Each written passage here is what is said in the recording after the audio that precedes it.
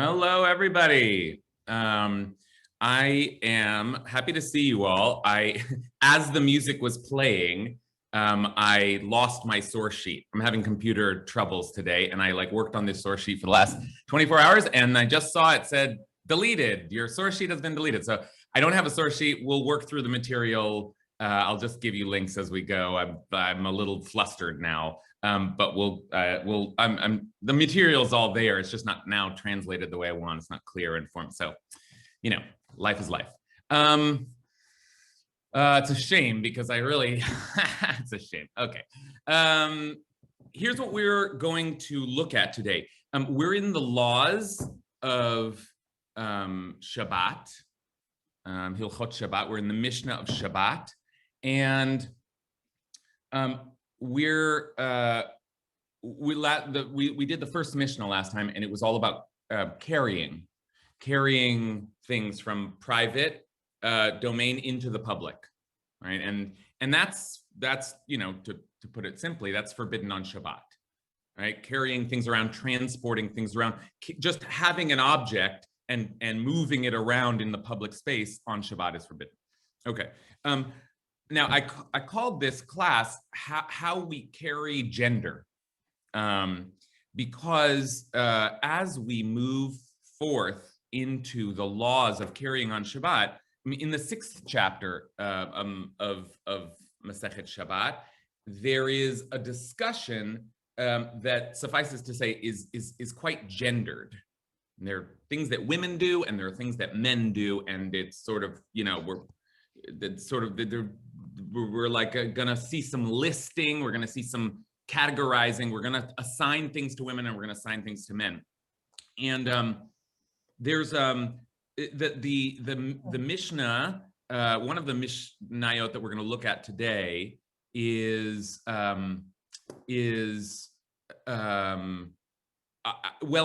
known. The one about men is very well known because it deals with all kinds of larger issues of violence and war and all these things.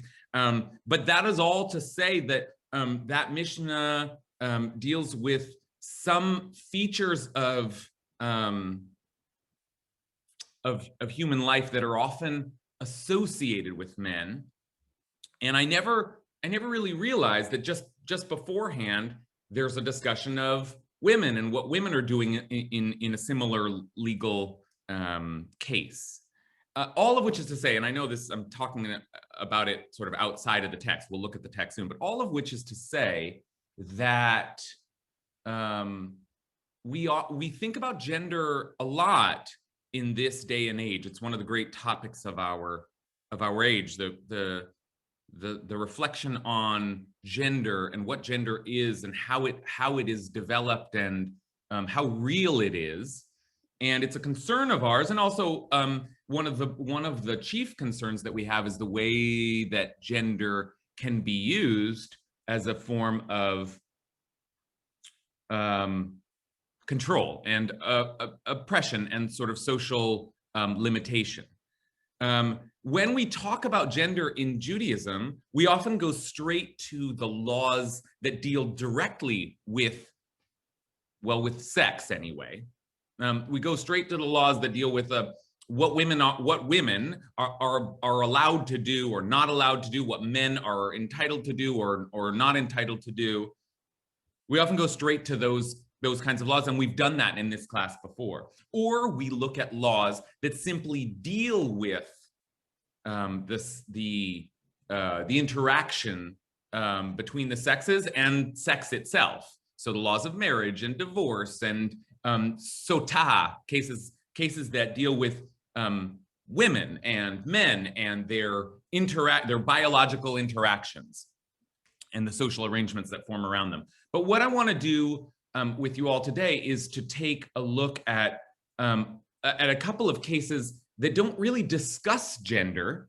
They just presume it. There's sort of presumptions about what gender is, and I think that's a valuable form of study for us. First of all, because as I say again and again, the Mishnah is just a great record of a culture that was, and so if we listen to it, we can we can hear things that they're not even saying directly, that just as a method. But also because I think that one of the things we are processing as a culture today is precisely that, the ways in which gender is simply presumed, right? Not addressed, not regulated, not spoken of, but just sort of presumed. This is the way that this gender is. These are the hairstyles that this gender has. These are the social functions that this gender will perform. We all know that. You know how blank are, okay? And that's part of what's going on here in these Mishnayot that we're going to look at today. Just some assumptions about the way that women are and the way that men are. And carrying on Shabbat allows us the opportunity to think about that in a kind of an unexpected way.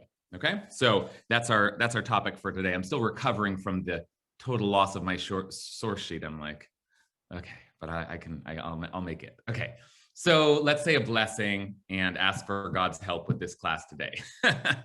Baruch atah Adonai Eloheinu melech haolam asher kidshanu b'mitzvotav v'tzivanu la'asok b'divrei Torah. Okay, so here we go. If you were here with us 2 weeks ago, because it was Memorial Day last week, you will recall that we were talking about carrying on Shabbat, and we had a couple of primary variables. One of those was the movement from the private into the public.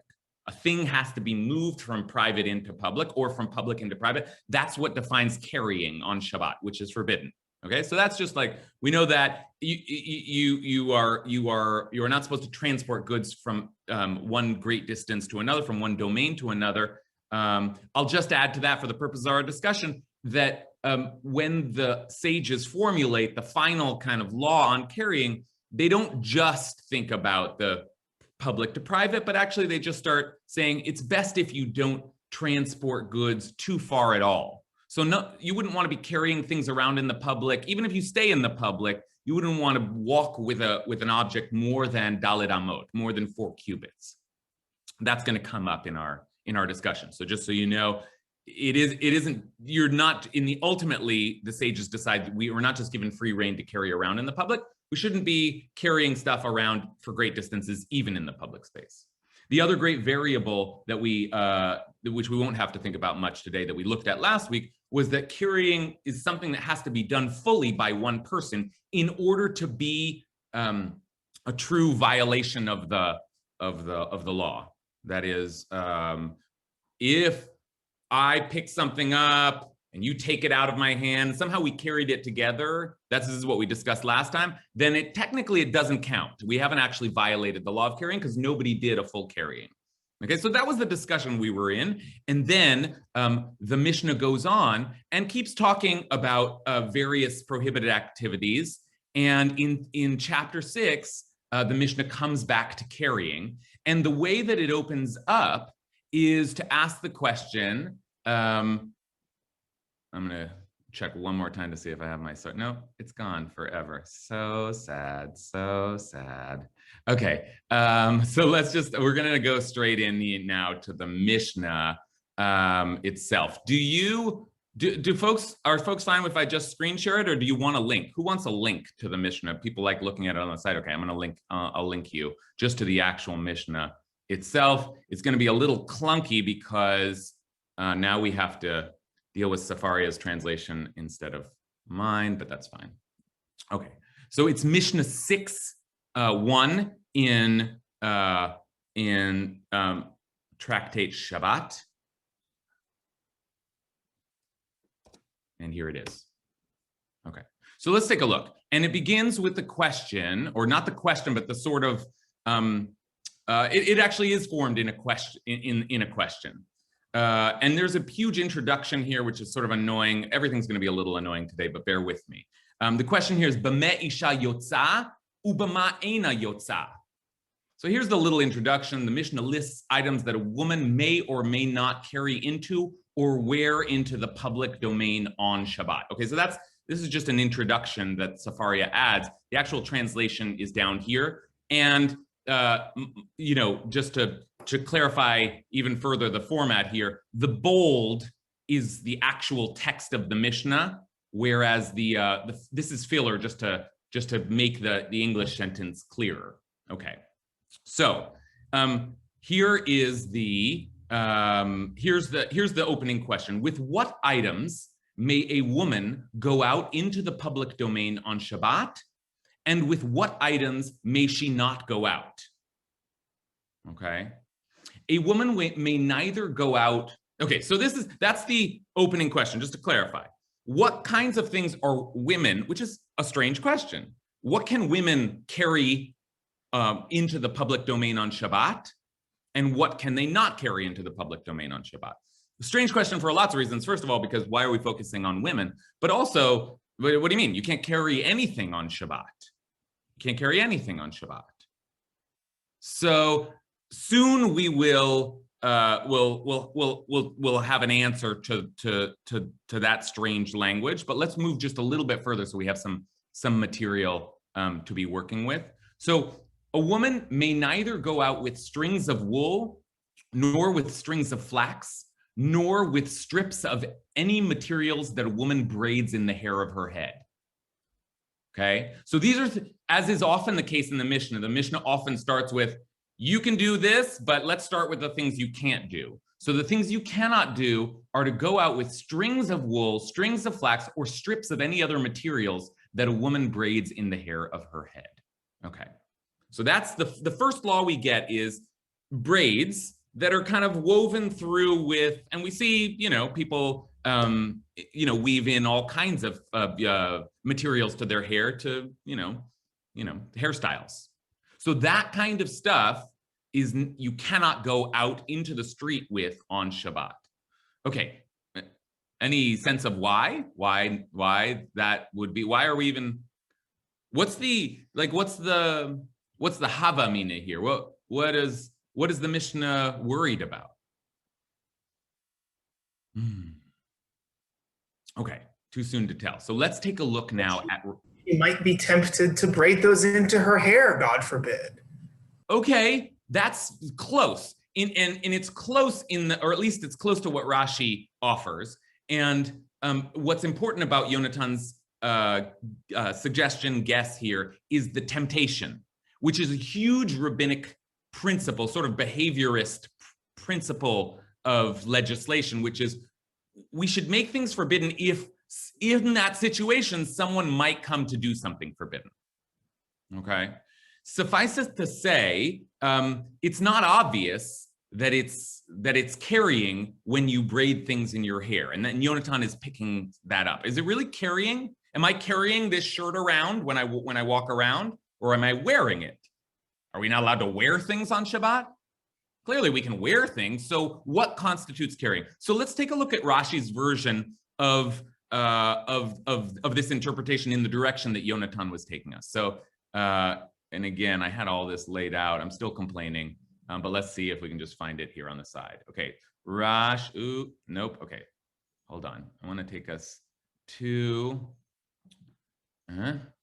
let's see if I can, this may not even be worth it, but let's just see. Okay, here is Rashi. Oh, and it's only in Hebrew. Okay, so I'm going to translate it in real time. Sorry. Okay, so here's what Rashi says. What are the things that a woman can go out with, right? That's what we started with. B'meh isha yotza.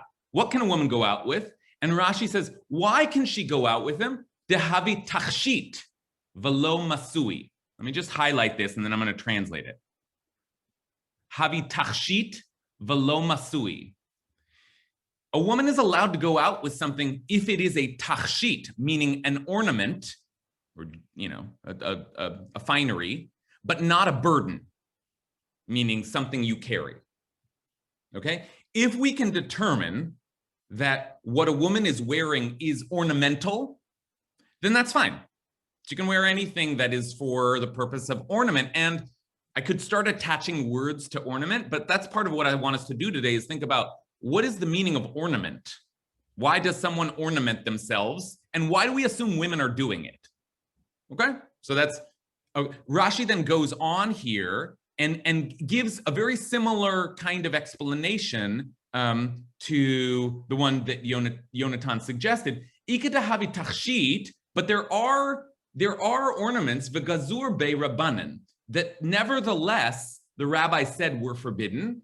Dilma shilfa umechavi lechaverta chashivuto, v'dilma asi leisuye daled amot.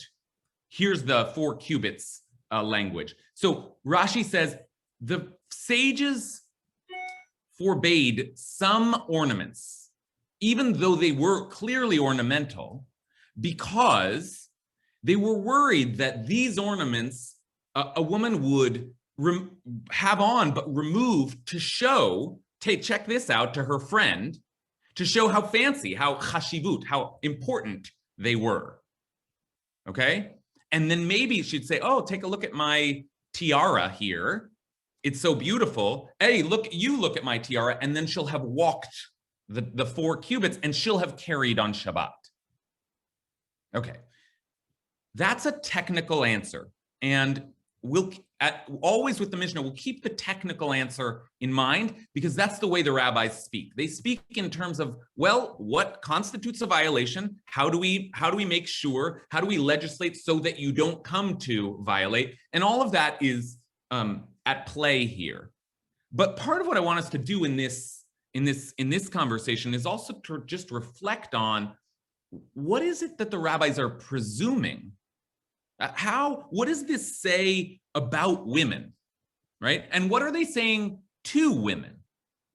Like what is the presumption of how a woman is in public, what is important to her, and what she ought to be mindful about? Okay, so let's just finish the Mishnah just so we have it, and then I want to begin to ask those questions. What are they assuming about women? Okay, so I'm closing Rashi here, and I'm closing the Talmud here, and I'm back in our Mishnah. Okay, so let's see. I want to pick up here. Okay, and likewise, a woman may neither go out with the ornament called a totefet, and I had to look all these up, and I translated them, but it's lost forever. Still complaining. Rabbi Kasher is still complaining. A woman can't go out with a totefet because it's a tiara chain. That's the best I could find, is like a tiara that's like linked by chain to her ears is one of the, right? So there's a chain that goes across and there's something beautiful on her forehead. That she can't go out with. And the list here starts to get interesting. Nor may she go out with sarvitin that are not sewn into her head covering.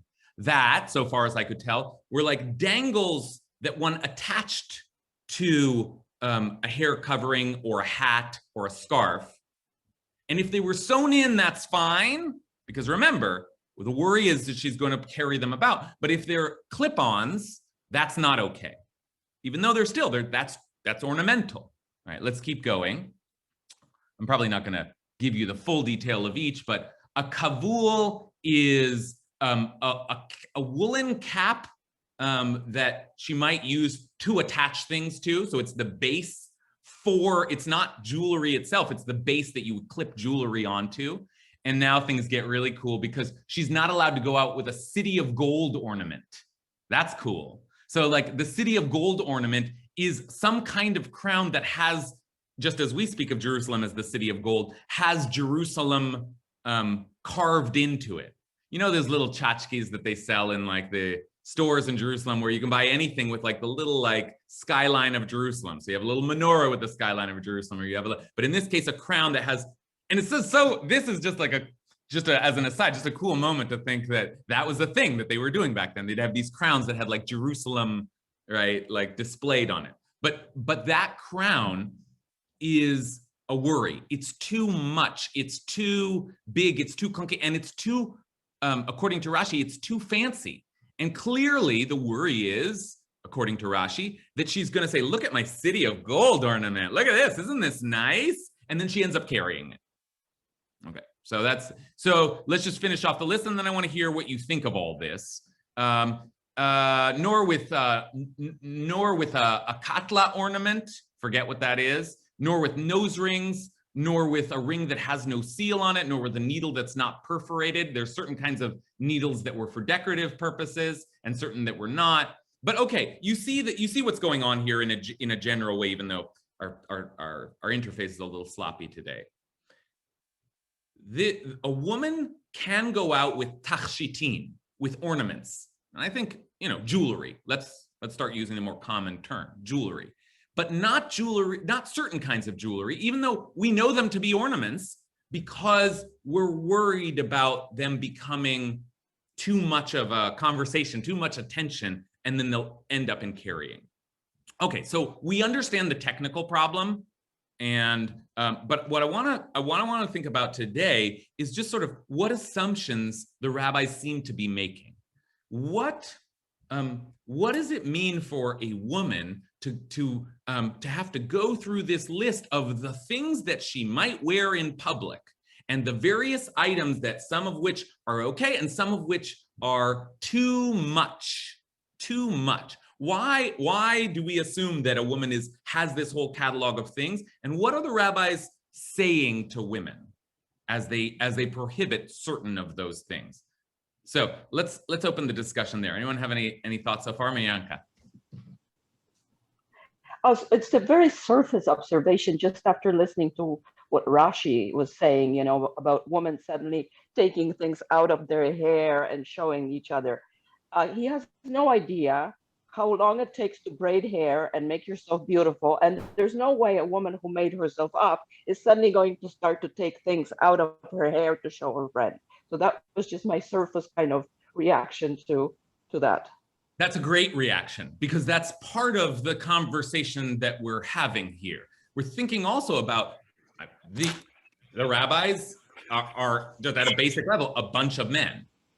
So here they are, they're talking about the things women do. And every time the rabbis start talking about, like, women are like this, women do this, women should think this way, we're always a little bit like, what do you know?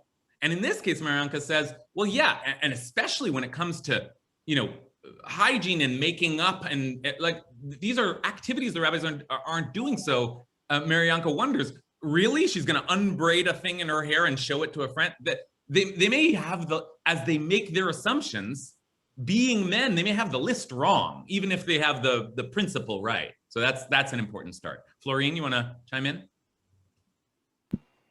What an insult.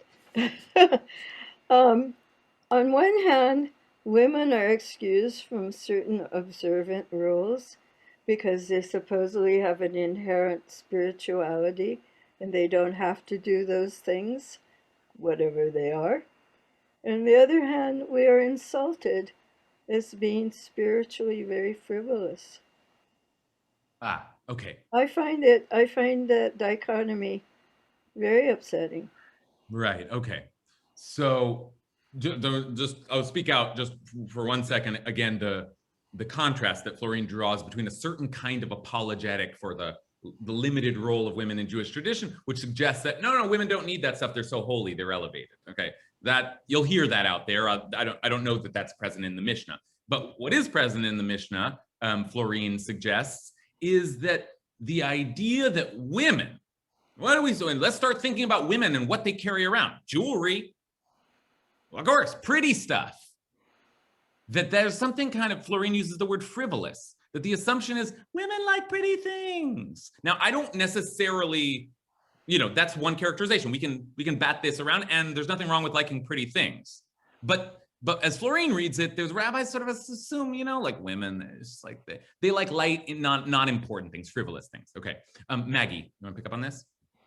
Yeah, I think it's not just that women like pretty things, but that it's the fear that they might start idolizing those pretty things, or that they get themselves so ostentatiously bedazzled that then men can't concentrate on Torah study because they're just going through gaga over these beautiful women who are, it's always the woman's fault. Yeah. Okay. So we are aware from other discussions in Jewish tradition that men are anxious about women's beauty and the way that women's beauty might distract them. So it may be that this is part of that conversation, men just thinking about women as objects of beauty, as displayers of beauty, as distractions, But Maggie also said that these rabbis are worried that women themselves will get too excited about this golden crown or this. And here, I want, as usual, this to be an open space where we can critique and push back on what we're learning, but also to have space to consider if there is some underlying value here. And so with that, I want to keep the gender conversation in the air, but also just to pivot a little bit to think about beauty itself and jewelry itself and distraction itself. And to wonder if the rabbis aren't also saying something to women, but to all of us about something that is not good on Shabbat. Yeah, you carry, fine. But there's a kind of activity that the rabbis think is not Shabbosdic, right? There's something about that oh, look at my golden crown. There's something about that. And I think you'll see this even clearer when we move to the next Mishnah. But I wonder if anyone already feels like there's some statement being made about Shabbat or about our relationship to beautiful objects. Anyone want to weigh in on that front? See, Yonatan. Yeah, I mean, the first thing that I would say about that is I think we can recognize that the examples that the text gives are not meant to be exhaustive. This is not the list of every item that is prohibited for women to carry on Shabbat, right? But rather this is a list that's meant to indicate a pattern. And I get the sense from it that the most important thing to do is to set Shabbat apart, to create a different ethic and a different feeling for Shabbat. And I kind of want to zero in on the example that you gave where you said, oh, like, what is carrying my shirt? Is that, am I really carrying my shirt? And I think in some sense, like, actually the answer is yes. I think that there is this idea that if we were in Olam Haba, right? Like if we were in the world to come where everything is perfected, like we wouldn't even carry our clothes around on Shabbat. But there are some things you just can't avoid carrying, even though it would be better not to. And these things don't fall into that category. Like you can actually not carry them in order to elevate and sanctify the day. Yeah. Okay, very, very, very helpful, very well put. In other words, perhaps the rabbis, working with all of their gender assumptions, which we'll continue to discuss, are also saying something, and soon they'll say it to men in a different way, about how we just really shouldn't have a lot of stuff on Shabbat. We shouldn't be carrying anything around. Everything should be pared down, basic life. There shouldn't be additions. We shouldn't be really doing anything on Shabbat. Shabbat is a different consciousness, and Shabbat is a different, and so, yeah, in some ways, we are human beings. We have to actually wear clothes. We have to actually, and we'll allow for jewelry as well. That's part of it. But truly, we shouldn't have a golden crown on Shabbat.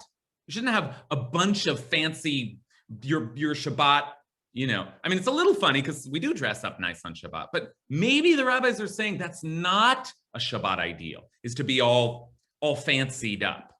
Okay, Alexandra, and then Agnes, and then we'll push forward. So I have a question and a comment. When I remember when I was little going to synagogue, I was bored and I would ask my mom if I could try on all her jewelry. So she would have to like take everything off and like, let me try it one at a time. It was a total distraction. And so my question is, could it be about the kids? And also, what are the women supposed to be doing on Shabbat in the world of the Mishnah? Are they in synagogue? What is their Shabbat day activity? It's a great question, which I don't want to quickly answer. I think it's worthy of deeper reflection. But you're right in the way that you're asking the questions, that it's probably rabbis are not imagining that the women are in the synagogue or carrying out religious rituals, and yet the rabbis also are not imagining that the women are just at home. Right? There they are in the public space, meeting other people, talking, right? So what they're doing, I don't know. And is this just social or is it fun? But there's, yeah, the question is worthy of further reflection. Agnes. Yeah, I mean, I just to sort of push back on what Yonatan was saying and what you were responding.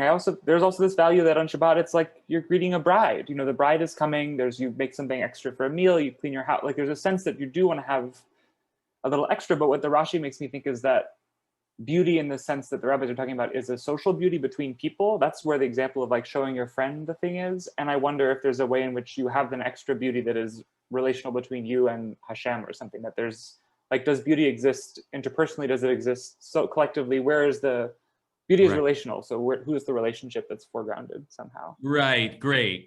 So this is interesting. Like, is there a spiritual beauty that we manifest on Shabbat? Are we displaying ourselves before God or before other people? Should we be focused on externalities on Shabbat? Is there a different kind of beauty that we should be focused on? These are deep questions, theological questions that Agnes is suggesting, and that may indeed, I think, we're now going to turn to the next Mishnah, and as I've suggested, I think the next Mishnah, as in retrospect, we'll see, it is, I think, worthwhile to read this Mishnah the way that Agnes is reading it, and to be asking, what is the core value here? Is there something that the rabbis are saying about Shabbat, even as they're saying it in such a gendered way, okay? And about beauty and about the values that we bring into the public space on Shabbat. Now, that was the discussion that the rabbis were having about what women bring into the public space. Now, I want to take us to Mishnah 4. If you use that link, just scroll down to the 4th Mishnah in chapter 6, where the list continues, the things the women can or can't wear or carry on Shabbat. And then the Mishnah switches to men. And again, the description is so almost like caricaturized in terms of gender. All right, so let's take a look now at what men can or cannot sew. Okay. Just as it is prohibited for a lo yetze ha'ish, just as it's prohibited for a woman to carry out certain items unique to a woman in the public domain. Look at the translation there. Items unique to a woman, right? Like that's, I mean, they're right. That is what the rabbis are sort of imagining, but it's like, this is not, that's never articulated. It's presumed. Okay, so now a man may neither go out on Shabbat with a sword, nor with a bow, nor with a shield, a teres, nor with an Allah, I don't know what that is, but another weapon, nor with a spear. Okay, so women can't go out with jewelry, men can't go out with weapons. Weapons? Again, what's the Havamina here? Of course you can't go out with weapons on Shabbat. Like, so women can't go out with like jewelry and men can't go out with like swords and shields? What do they think? Of course you can't go out with a sword and shield. Marianka, you have an explanation of this? It's just to me, all these weapons are kind of, they multiply the masculinity of men. So if women can't wear all these, pretty things that women like to, so that's how I see the prohibition to have weapons, just so the men don't multiply their machismo. That's a great reading, Marianka. Really great reading. And in some ways, you're one step ahead, right? Because we'll soon try to figure out like how are they thinking of these? What are these weapons? But Marianka says, well, if jewelry can be seen as accentuating femininity, as sort of like displaying the features of womanhood or of this gender role, right? So what is it that makes can you use the verb masculates? We only ever hear emasculates, but this masculates you. What is it? A weapon, the sword in your scabbard. I'm a man, right? So weapons are instruments of war, but they're instruments of manhood, strength, like And so Marianka says, just as women are not overdoing it on their feminine, I don't know, their womanness, so too weapons are the way that men show just how macho, to use Marianka's language, they are, how man they are, and that too is going to be prohibited on Shabbat. And that takes us into an interesting reflection. But now, does it mean that the rabbis actually are looking at men and women saying, neither of you should overexpress your gender, right, role or identity? I don't know if we can make that move just yet, but it is an interesting thing to speculate on. Richard? Oh, you're muted. Okay, quick question. I understand that a person is not supposed to carry the tools of their trade on Shabbat. So a tailor cannot go out of the house with extra needles stuck in his clothes in case he runs into a tailoring job. So I'm wondering if the thing about men carrying weapons, even if they're 50, 60 years old and are no longer soldiers, they cannot carry these obvious signs of what their purpose or their job is. Yeah, that's a good reading too. And I said Marianka in some ways was one step ahead. Richard's filling in the gap, because let's be more basic than Marianka was being, and just think about, well, wait a minute. Why would it be forbidden to bring weapons? Why is it forbidden to carry weapons at all? Well, because that's not a Shabbat object. It's an object of some kind of labor, in this case, fighting, right? So you're not allowed to, you can't bring a shovel into the public space. Why would you, again, I'm back to why would you even think that you could bring a weapon into the public space? Because as Richard says, that's not a Shabbat object. That's an object of a certain kind of work. Okay, so here's where things get really interesting. Here's and this piece of the Mishnah, as I said, I'd studied this before, and only today am I putting it in a gendered context. But in isolation, there are some strong statements here about weapons and objects of war. So take a look at, and here I'm just going to out loud ask the question one more time. Why would you think that you can carry weapons into the public space on Shabbat? And one of the rabbis has an answer. So let's take a look. So, okay. Okay, so a man can't bring any of these things, any of these weapons, but here's another opinion. Rabbi Eliezer says, what do you mean a man can't carry these things out? These weapons are ornaments for him. Okay, that's the same language that Rashi used above to describe jewelry. Tachshitin hen lo. Right, let me highlight this. Tachshitin hen, no, I'm worried now about touching anything on this screen. Tachshitin hen lo. These are ornaments for him. So Rabbi Eliezer has an answer, which is that the idea is that, and Rabbi Eliezer holds a man can go out into the public with a sword because it's just a fancy item. He's just a way of saying, like, look at me and my fancy sword. Just like the woman was going out with her crown of the city of gold. So a man has like swords and spears, and it's just, and the shield, and those are just ornaments for him. Those are just basically his jewelry.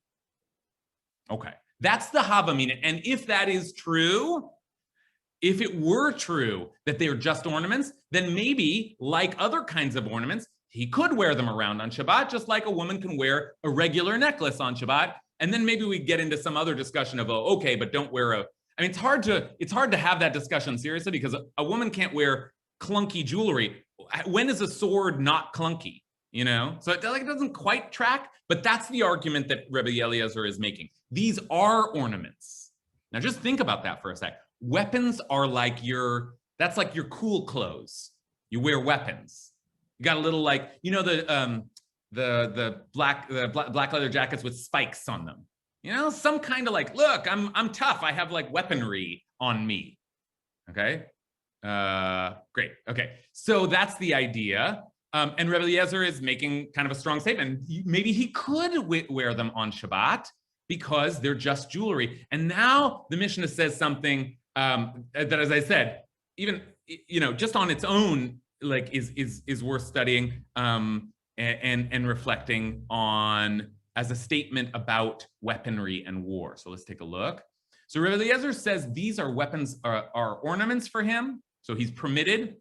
And the rabbis respond, no, very forcefully, right? They're not just having, so far it seemed like everything was technical. Oh, well, you can't carry that. Well, you work that, but no, there's just jewelry. And the rabbis say, no, they are nothing other than reprehensible. They are not just ornaments. Einan ela legnai. They're just shameful things. And in the future, they will be eliminated, as it is written. And here's a famous line from Isaiah, and they shall beat their swords into plowshares and their spears into pruning hooks. Nation will not raise sword against nation, neither will they learn war anymore. Okay, lo yisa goy el goy cherev, velo yilmadu od milchama. So a nation will not raise a sword against a nation in those days, in the Messianic era. Okay, so let's just take this in. Rabbi Eliezer said it's just jewelry. Weapons are just jewelry. And the rabbis respond forcefully and say, it's not jewelry. They are a shameful thing. Weapons are shameful. And we know that because in the days of redemption, in the days of the Messiah, we're going to we're going to turn all of the weapons into other objects. There's nothing good about them. Okay. A lot happened just there, but let's ask some of the same questions now that we were asking around the presumptions that rabbis are making about women. What are some of the presumptions that rabbis are making around men? I think Marianka has already taken us some of the way there, men displaying their masculinity, but why are weapons important to men? And then, along with that question, I want to know, what are the rabbis then saying to men?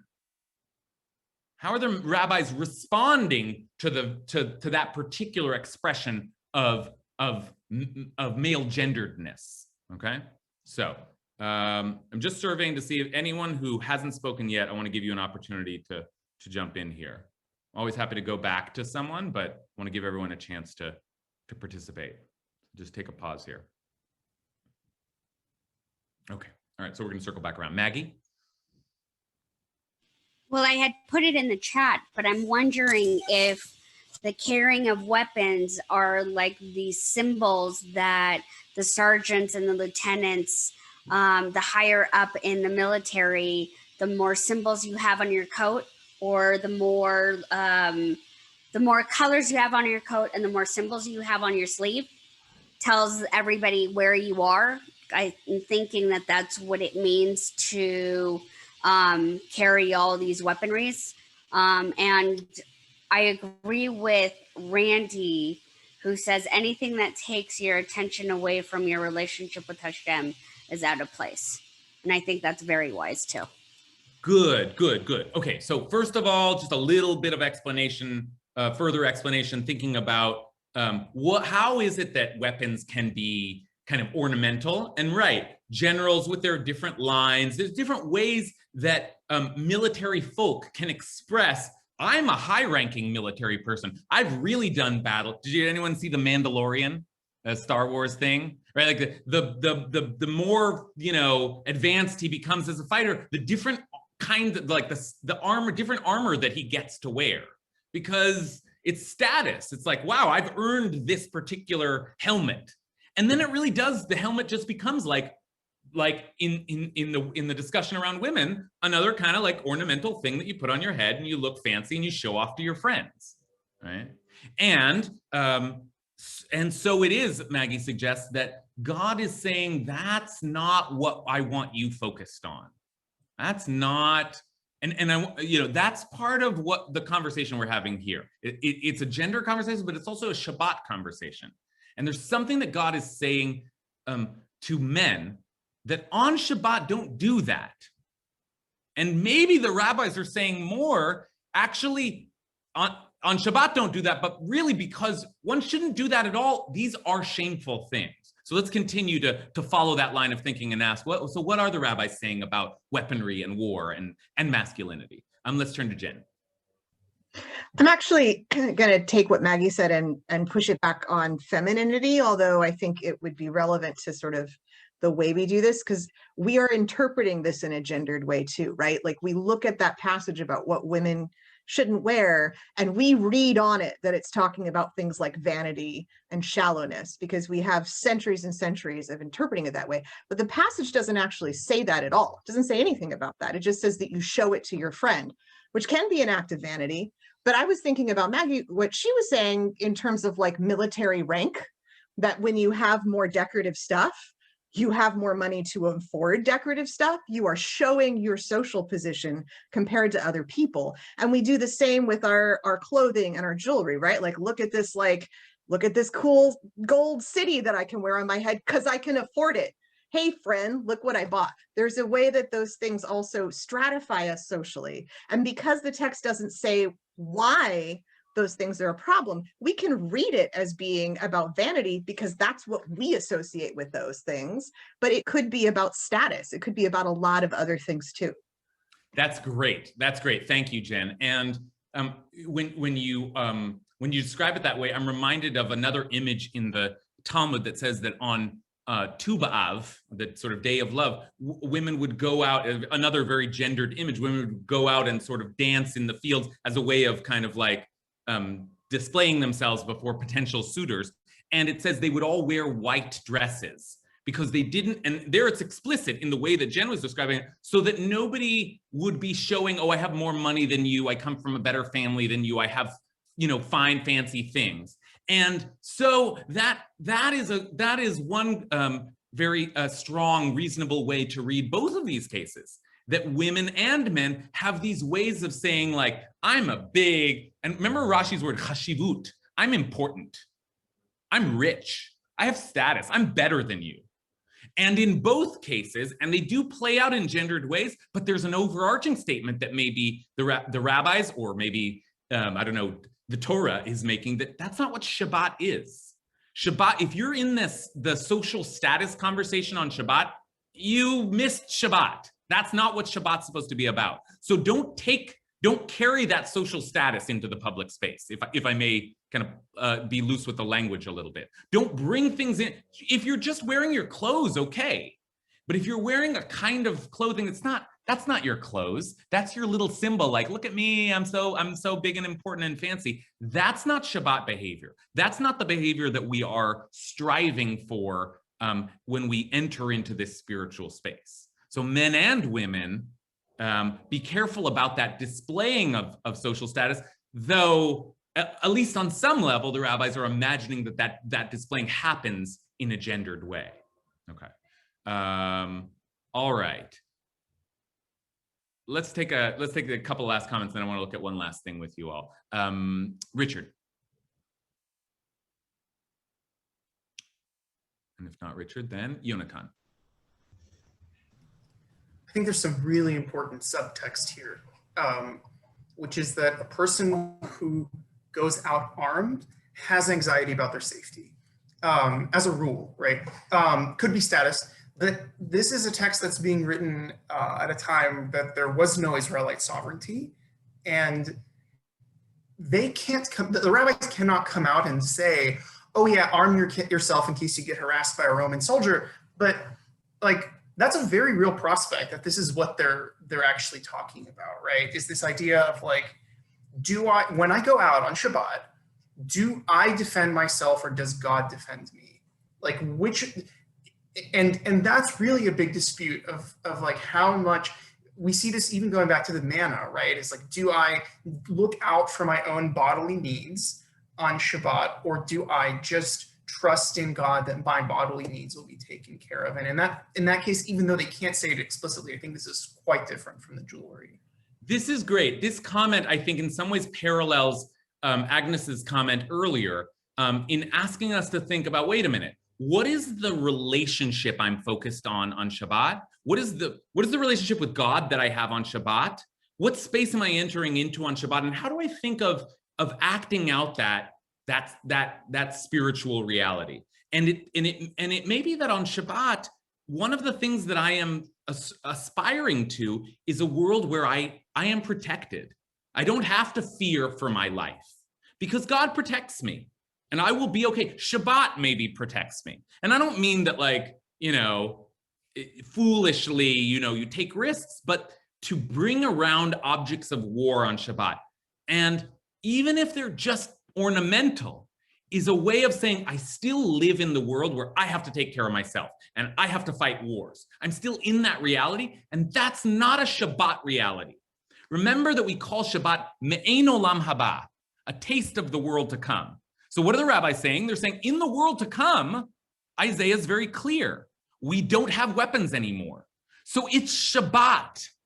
So you pretend like you're there. That's the point of Shabbat, is be already in that world where weapons don't exist, right? Where we don't study war anymore. Shabbat is a taste, a chance for you to experience that. And if that is so, then I think, and I think this Mishnah, as I said, I've studied before. I've heard people go in this direction with that Mishnah.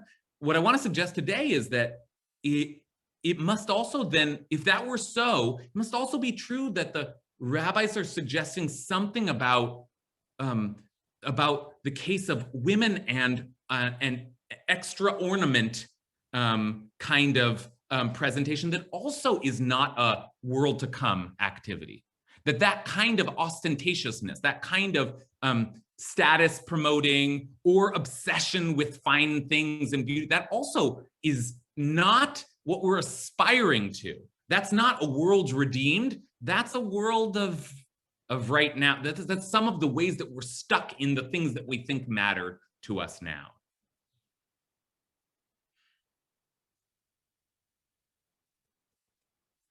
I want to just show you one last thing before we close, because we could leave the discussion there, but there's a little bit of, once we head into the Talmud, there's still a little conversation around it. Rabbis seem to declare it's nothing but a shameful thing. How dare you? And it will be done in the days of the Messiah. And then Rabbi Eliezer, though, in the Talmud, he has a response. So I want to take a look. There's a little bit of a comeback moment here. And then there's a response to that, which I think is just especially cool. It's just a couple of last thoughts for us to sort of ponder on. Here is our Mishnah, and then I'm going to go into the Talmud, right? So the Talmud picks up and discusses this Mishnah, and the things that the line that they're going to pick up on is this one here. Rabbi Eliezer says these are just ornaments for him. So take a look now in the Talmud. I just switched over to the Talmud. We learned in the Mishnah, in the Talmud, it says that Rabbi Eliezer says these weapons are just ornaments for him. Well, there's more of that discussion. It was taught in a Braita. We have record of further discussion. The rabbi said to Rabbi Eliezer, since in your opinion they are ornaments for him, why are they to be eliminated in Limot HaMashiach, in the Messianic era? Right? So that's basically what we've been saying. You can't make the argument that they're ornaments because, don't you see, Isaiah says that they're going to be eliminated. Rabbi Eliezer's response is, he said to them, they won't be needed anymore. As it said, nation will not raise sword against nation, so let the weapons be merely for ornamental purposes. In other words, classic rabbinic move is he's using the same text. No, that text means we don't need them as weapons anymore. Now we can just use them as jewelry. It's like sort of a funny response, and we can think about it a little bit. Is there any merit to that? The idea that it's not charged with war anymore. It's okay. We are in the Messianic era, but we can still use these things as demonstrate. Is Rabbi Eliezer's position there really sustainable? Or do these things carry with them the history, the legacy, the symbolism of war? Can you really get out of it so easily? Well, Abaye, a later sage, has a kind of there's a clap back and a clap back. Abaye comes to this sort of to this suggestion that no, maybe they could be ornamental in the Messianic era. And Abaye says a very cool thing. He says, Abaye said, it is just as in the case of a candle in the afternoon. And the translation here spells this out. Since its light is not needed, it serves no ornamental purpose. Weapons, too, when not needed for war, they serve no ornamental purpose either. In other words, Abaye is saying, you can't get away with that argument. They're not just ornaments. They're always loaded with war. Just like if you have a candle in the middle of the day, just because you can't use it it's not like now a cool thing. It's always a candle. You're like, why are you holding that candle? So same thing, in the days of the Messiah, you have a sword, and our response should be, why do you have a sword? There's no war anymore. We've achieved a world of universal harmony and peace. What are you still doing pushing that symbolism? Okay, so that's just an interesting last exchange there. We're at time, and it's been a great discussion, somewhat unresolved as always. But I want to offer one last thought, which is that all of this discussion around how in the future things will be different. In the future, we won't have weapons of war. In the future, which we are trying to enact here on Shabbat, these expressions of violence and machismo, and as we suggest today, maybe also these expressions of vanity or status or riches or beauty, those sorts of like extreme expressions, we won't see them in the world to come. That to me suggests, and I want to leave you with the thought just to wonder on, suggests that maybe part of what the rabbis are saying implicitly is that in the world to come, in the days of the Messiah, gender expression will look very different. We won't be women and men in the same ways that we were. We will have learned new mechanisms for expressing gender or for not expressing gender, right? So men will not express their manhood as fundamentally a warlike manhood, and women will not express their womanhood as fundamentally a beauty-like womanhood, or at least they'll be modified in ways that I think are worth us thinking about as we do try to head towards a more redeemed world. So we'll leave it there. Thanks, everybody. Sorry there's no source sheet today, but I think we got through it. All right. Love you all, and see you next week.